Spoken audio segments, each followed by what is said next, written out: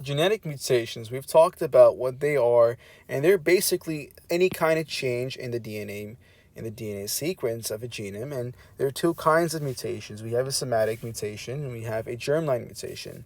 And we also talked about the three possible mutation causes. And the first is a physical mutation, such as an ionizing radiation, which causes a single strand break or a double strand break.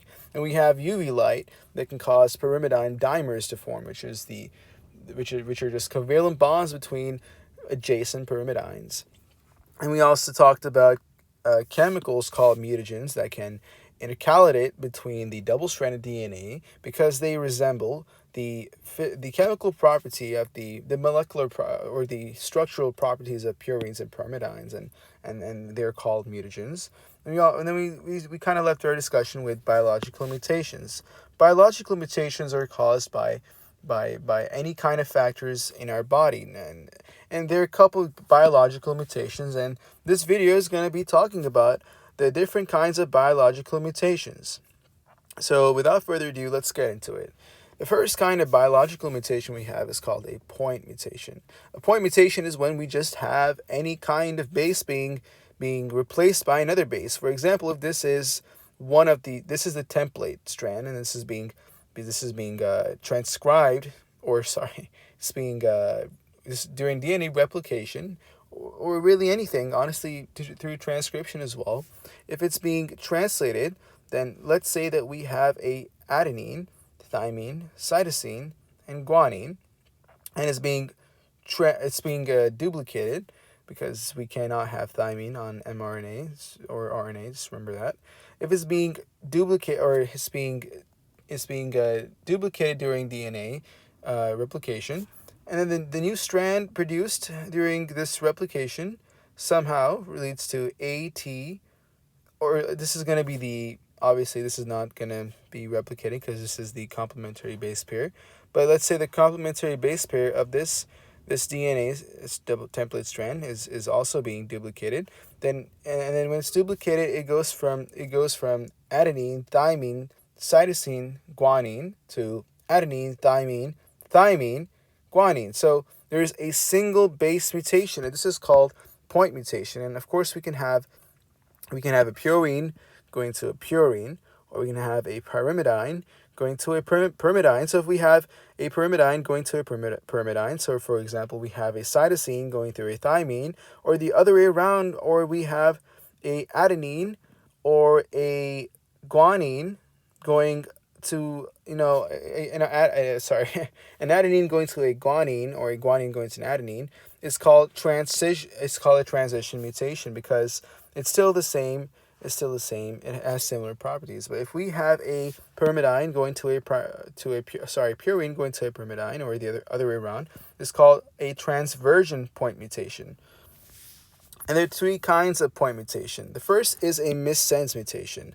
So a base pair change causes a different amino acid to be added on a polypeptide. So this is what you would probably expect when a point mutation happens. There is now the amino acid that's being coded for that codon is going to be a different amino acid, and because of that, the entire characteristics of the protein that's being formed is affected by this mutation. So here's a question to ask: what determines the effect or the severity of the effect of the amino acid when it's replaced? So let's imagine we have mRNA being transcribed, and there is a mutation on this mRNA. And then this mutation is highlighted by this red dot over here. So what really determines the severity of this mutation? And the answer to that question is, it depends on how similar the replaced amino acid is with the designated amino acid. Now, if both are, let's say, small, and they have similar characteristics, and one of these characteristics, which is really important in the formation of a protein structure, is if the amino acid is a hydrophobe, or if it's a hydrophilic amino acid. And let's say that we have a valine being replaced by a leucine. So we know that the They both are small hydrophobes, and there's little disruption because there might be disruption in the sense of a secondary or even a primary, secondary really, because there might be a little bit it might be a little bit disrupted in the secondary structure, but really if it has similar characteristics, and the tertiary structure really is not changed that much, and it's not really a big deal. But if this amino acid were something with different properties, and it were bigger, and it just was more different than the designated amino acid, then the effects would be more severe, and we can understand that now. And the next one is called nonsense mutation. So when we have a mutation, let's say that there's a stop codon at the end of the 5' to 3' direction, and because there's a mutation on the mRNA, the one of the mutations is causing a stop codon. So we know that codons, we have 61 codons, and they all code for a specific amino acid. And because they all, and we have three codons which are stop codons, and if there's a mutation on the codons, this can cause a stop codon to be produced. And if it's the stop codon is located anywhere else besides the termination towards the end, then this can cause the end of the polypeptide from being, this can cause the polypeptide to just break off when it's not even translated. It's not completely translated. So this is a nonsense mutation. Here's an example of it. So we have let's say we have a stop codon being mutated out over here, and the RNA or the ribosome is going to read it, and therefore it's going to cause it just to break off, and this is just nonsense. I mean, what's the point of it? So that kind of makes sense. And we have a silent mutation. Remember how we talked about not all amino acids are coded by just one codon, or in the sense that the codon is specific to one amino acid, but the amino acid is not just, some amino acids are not specific to one codon, and this is what I mean by that. If we go back to our previous videos, then we have this this amino acid,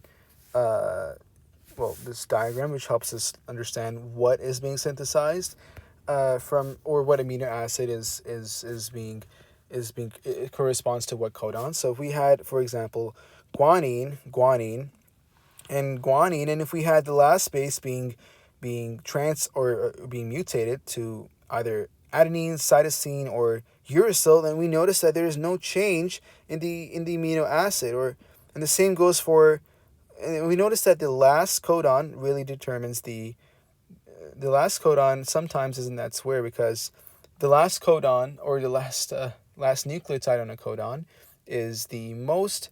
Sometimes it's really doesn't really matter that much. For example, if we just talked about it right now, and here's another example. If we had cytosine, and it's being either any kind of mutation on the last nucleotide of the codon is really going to produce the same amino acid, so it's really not big of an issue. It's a silent mutation because it's really not forming, it's not causing anything. So mutations codes for the same amino acid, there's no change in the polypeptide.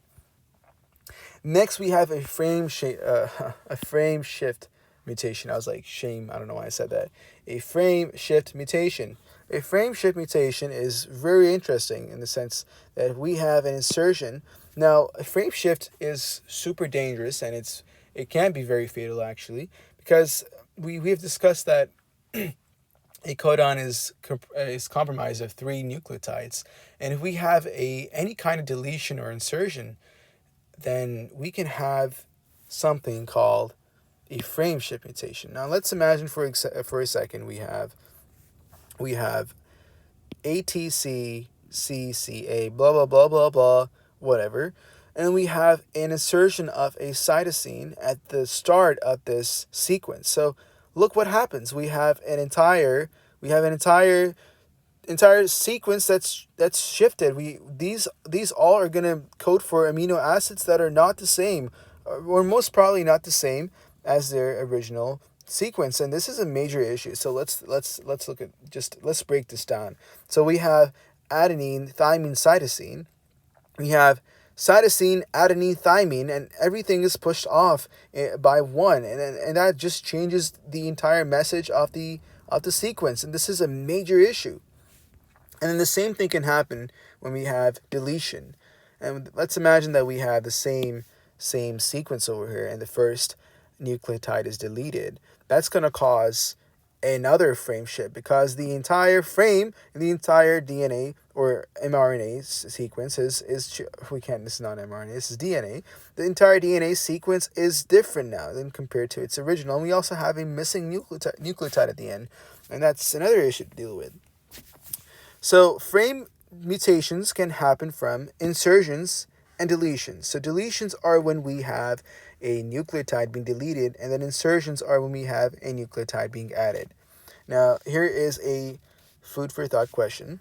Do you think that insertions and deletions will always cause a frame shift? And what I mean by that is if we add a nucleotide or a bunch of nucleotides of a specific number or delete it, is it always going to cause a frame shift? And I encourage you to quickly focus on the three aspects of the nucleotide or the codon. Well, the answer to that question is no. If we have an insertion or deletion of 3 nucleotides, then we don't have any kind of we can't observe any kind of frame shift, because if the entire codon is deleted, then we're in a sense more lucky, because the entire sequence is still the same, and we just have an amino acid missing. So insertions and deletions in 3 nucleotides do not cause frame shifts. Here is the next kind of mutation. It's called an inversion. So what really happens, this is a overall quick view, and this kind of gives you the concept behind it. If this is an amino acid, not amino acid, excuse me. This is a sequence over here, and the numbers are just representing a nucleotide. So this is what essentially happens in inversion. So we have a entire flip, like we just flipped it 180 degrees. And if this is being rotated, it's being rotated, and it's being inverted, then look what happens. We have a 6-5-4. It's just inverted the other way around. This is called an inversion. Excuse me. We have the next kind of mutation that can happen is called a chromosome amplification. So segments of the chromosomes are duplicated, and we can have if we have duplications of a certain chromosome and it's amplified, then this has other kinds of effects, other kinds of mutations that are triggered. And this, one of the examples is translocation. So translocation is when we have abnormal exchange of DNA material between chromosomes that shouldn't be happening. So an example of this is the chromosome 5, for example. It kind of translocates its DNA information with chromosome 20, and they exchange this information. This can cause deletion. This can cause different kinds of genes to be on different chromosomes, and they all they all do different things, and this is a major problem as well. So translocation causes gene fusion. So gene fusion is basically when we have this aspect of chromosome 20 being translocated into chromosome 5. These genes are now fused, and we can have balanced translocation and unbalanced translocation. Now we're going to talk about, in the next video, we're going to talk about transposons. Transposons are very interesting. And then just a brief overview of transposons. They just jump their DNA, their their double-stranded DNA, which have the ability to just jump around from one specific position on one loci to a next loci. For example, if this is a DNA right over here, and the blue part is, let me just quickly move this. This blue part is a transposon. This transposon has the ability to literally just move around. It can go on from one position of a DNA to on the totally different end of the chromosome, or even a different chromosome. This is how our genetic information is jumping around in our genes. Genes. I'm sorry. And so just watch the next video if you're interested in finding out what transposons are.